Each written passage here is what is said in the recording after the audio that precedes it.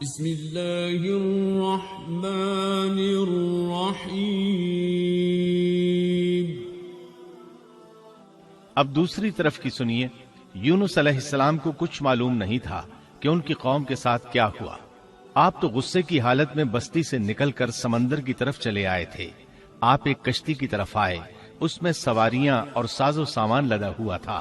اللہ تعالیٰ سورۃ الصافات آیت 140 میں فرماتے ہیں، اذ ابق الى الفلك المشحون، جب وہ بھاگ کر بھری کشتی پر پہنچے۔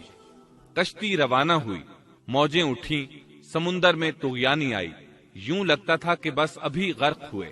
کہنے لگے بوجھ ہلکا کرو، اپنا ساز و سامان سمندر میں پھینک دو۔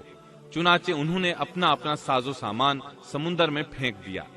اس طرح کشتی کچھ ہلکی ہو گئی، لیکن ضرورت کے مطابق ہلکی نہ ہو سکی۔ اب وہ کہنے لگے کسی کو سمندر میں گرانا ضروری ہے تاکہ کشتی مزید ہلکی ہو جائے، ورنہ یہ ڈوب جائے گی۔ جلدی کرو، قرع ڈالو۔ جس کے نام کا قرع نکلتا جائے اسے سمندر میں گراتے جاؤ، اور بار بار یہ عمل دہراتے جاؤ یہاں تک کہ کشتی ہلکی ہو جائے۔ چنانچہ قرع ڈالا گیا۔ سب سے پہلے یونس علیہ السلام کا نام نکلا۔ سب کہنے لگے نہیں، یہ تو ایسے نہیں ہیں، ان کے چہرے پر تو سجدوں کے نشانات ہیں، انہیں رہنے دو، پھر قرع ڈالو۔ چنانچہ پھر قرع ڈالا گیا، پھر انہی کا نام نکلا۔ سب نے تعجب کیا۔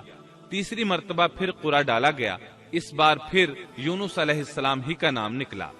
اللہ تعالیٰ سورۃ الصافات آیت 141 میں فرماتے ہیں، فساهم فكان من المدحضين، پھر قرآن اندازی ہوئی تو یہ مغلوب ہو گئے۔ ہر بار انہی کا نام نکلا۔ آخرکار ان لوگوں نے انہیں پکڑ کر سمندر میں گرا دیا۔ فالتقمه الحوت، تو پھر انہیں مچھلی نے نگل لیا۔ حوت بڑی مچھلی کو کہتے ہیں۔ اللہ تعالیٰ نے حوت کو القاء فرمایا، انہیں کھانا نہیں، نہ ان کے جسم کو کوئی گزند پہنچے۔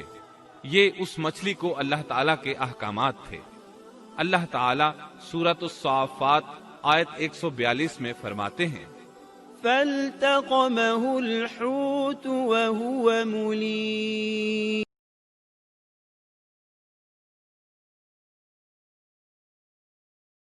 صدقہ جاریہ ہے۔ ثواب کی نیت سے ویڈیو کو شیئر ضرور کیجیے۔ جزاک اللہ۔